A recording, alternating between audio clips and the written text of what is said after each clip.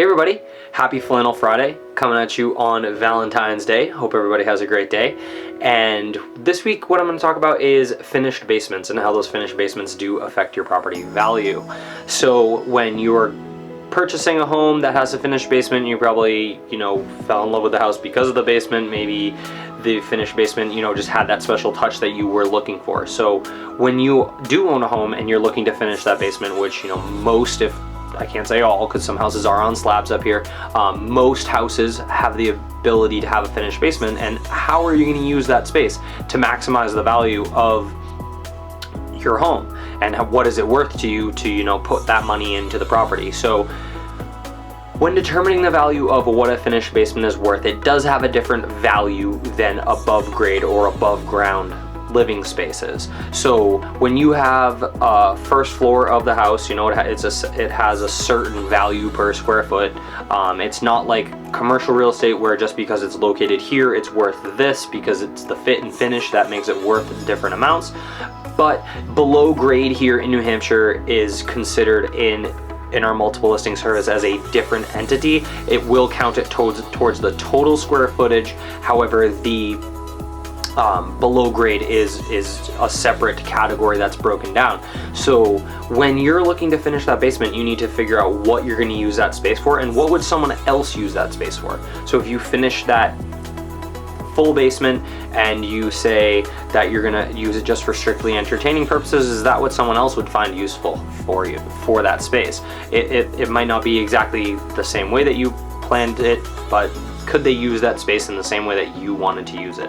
So a lot of times what is determining the value is, again, it's functionality. What are you using for? So if you have added a bedroom to the basement, you need to make sure that that is a legal bedroom. So I was just looking up what does New Hampshire require, and for it to be considered a bedroom below grade or below ground.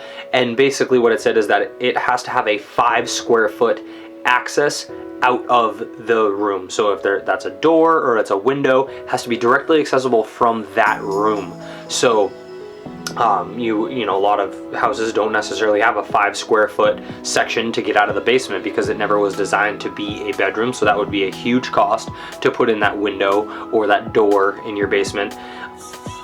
It just is, it's basically what would the best use for that space be. So some people, they put bathrooms below grade.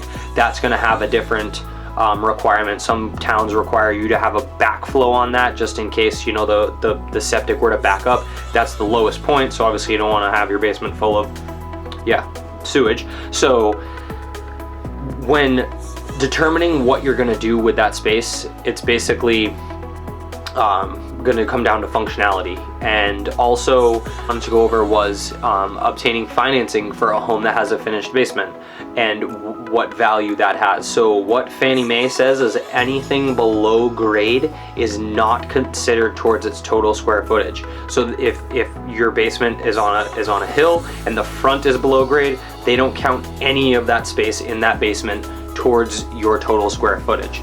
So an appraiser and a real estate agent might be using that for your square footage, but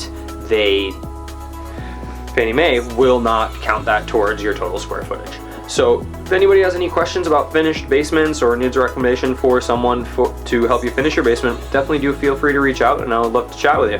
Talk to you later, and have a great week, everyone.